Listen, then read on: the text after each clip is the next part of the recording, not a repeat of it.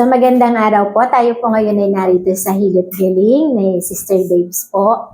Itong aming pong clinic na Hilot Galing. So, nais ko pong interviewin ngayon ang lola ni Bea na naging pasyente po namin ng ilang panahon din. Kasi itong batang ito yung nagkasakit. So, ate, ano ang pangalan natin? Berlinia Rojas po. Ikaw po ang lola ni Bea. Ano po? So, ano po yung nangyari? Bakit po si Bea ay naging pasyente namin dito sa Hilot Galing? Siya po kasi may sakit na epileptic. Apo. Tapos po? Tapos sinumpong po siya ng umagang-umagan, mga alas 6. Apo. Dinala po namin siya sa ospital. Apo. Tapos, matagal siyang sinumpong, mga isang oras. Tapos gusto ng doktor, tutubuhan siya. Kasi malala nga daw po yung sakit ng bata. Tapos po? Tapos hindi namin pinalagyan ng tubo. Pero nagkaigi naman po ng walang tubo. Tapos ayun, 3 araw po siyang tulog. Tulog, okay po. Tapos nung magising po siya, wala na siyang makita. Hindi Hindi nakakakita. Hindi siya nakakabangon. Pero gising naman po siya. Hindi lang siya Kasi nung dalhin niyo po siya sa akin, kahit iupo natin, and then pag nakahiga, hindi siya talaga nakakabangon. Hindi po. Pero since dati nung siya ay naglalakad-lakad pa siya nung hindi pa siya sinusumpong, Sobrang ano po? So paano niyo po nakilala o paano niyo nalaman itong Hilot Galing? Sino po ang naging dahilan o naging daan para ito'y makilala ninyo? Si Dex po. Yung pamangkin ng asawa ko. Kasi yung kanyang kumpare, si Paring Kalbo, tapos si Ate Jacen. Apo, Ate Jacen. Kilala po kayo, kaya sa inyo po kami tinuro. Apo. Kasi kayo daw po yung nakapagpagaling doon sa batang nakomatos. Nakomatos po. So ngayon ay malaki na po yung batang nakomatos. So naka-ilang session na tayo sa kay Bea. Ano po, bago ako pumunta ng ibang bansa, ay nailang session ko si Bea plus yung tayo ay meron tayong tinatawag na healing na kumbaga po ay tayo umaakyat din ng bundok na Mamanata. So ano po yung nagbigay sa inyo ng daan para magtiwala sa amin sa Hilot Galing? Ano po yung naging parang naging motibasyon nyo na gagaling dito yung inyong apo? Dahil nga po yung pakaramdam ko lang talaga yan, kaya niyo. Tapos meron nga pong bata. Mga kwento na naririnig kayo. Maraming nagsabing meron nga daw pong napagaling kayong kumatos na. Apo. So, dito po sa Hilot Galing, ang ating naging session is hilot. Di po ba yung ating ginagawa hilot? Ano po? So, ano po ang sabi ng doktor sa inyo nung time na siya ay kailangan magpagaling nung dinala mo sa akin? Kailangan siyang, anong therapy ang kailangan sa kanya? Sabi po ng doktor niya ay yung rehab, yung kukuryentin daw. Apo. So yun po yung sinasuggest mo sa akin kung pwede ipakuryente. Na sabi ko naman sa'yo, kung ipagtitiwala nyo sa hilot, ay mas mabilis ang resulta ng bata. Nasamahan natin ang pagtsatsaga. And then simula po nung 5 beses nating pagsesession sa kanya, hindi naman totally 1 oras yung nagiging session natin,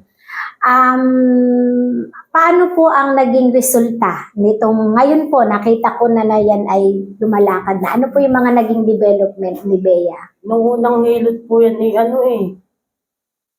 naging parang umano na siya, yung parang nakakalaban-laban na yung baywang niya.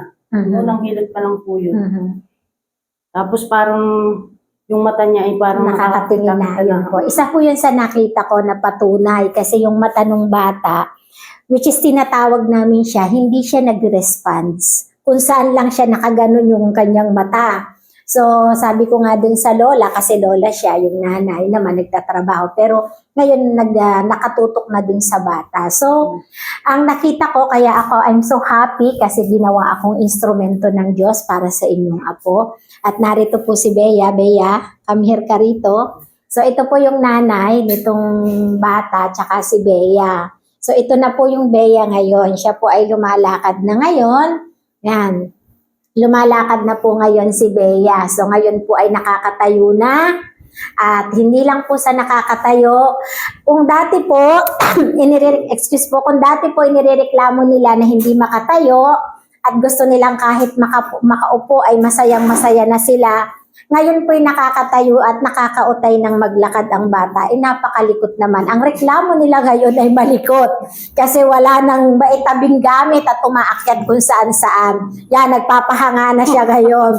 Yan na po siya ngayon. So may mga previous po kaming video sa kanya nung before and after. Kasi dito sa Hilot Galing po, dahil po sa pitak, tayo po ay sangay din ng pitak, kung saan po ay ang natural na remedyo ng panggagamot ay amin po ngayon itong isang abukasiya.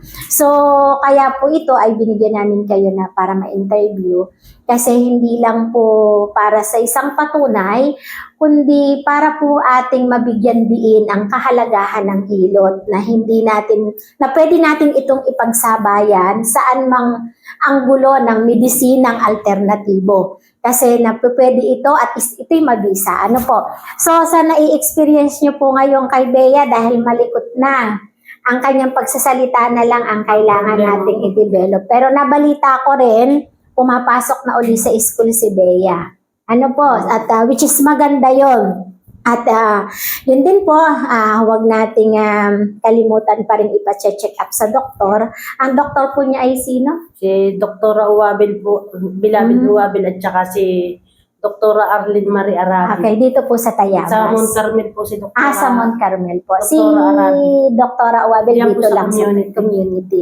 So napakumpay si Bea sa community. Ilang araw po Isang linggo po. Isang 7 linggo. days. 7 days po halos. So maigi po, ito po ang kahalagahan pag maagap nating napapahilot ang isang pasyente, especially yung mga case ng mga parang na-stroke. Kasi itong case ni Bea, bukod po sa naging epilepsy, ang kanyang naging sakit, siya po ay yung time na para siyang na-stroke. So kumbaga po ay nakita natin Tatlong araw na makatulog. 3 araw. Sabi nga po nung doktora doon sa emergency room, muntik na daw po yung makumatos. Muntik na. Muntik na po. So at least kahit papaano po sa tulong ng Panginoon ay talagang nailaban natin yung bata. Ano po? So kami po ay nagpapasalamat sa kaunting pagpapaunlak po ninyo at muli nating nakasama si Bea kasi nag-session tayo uli ngayon para sa kanyang therapy uli ng hilot.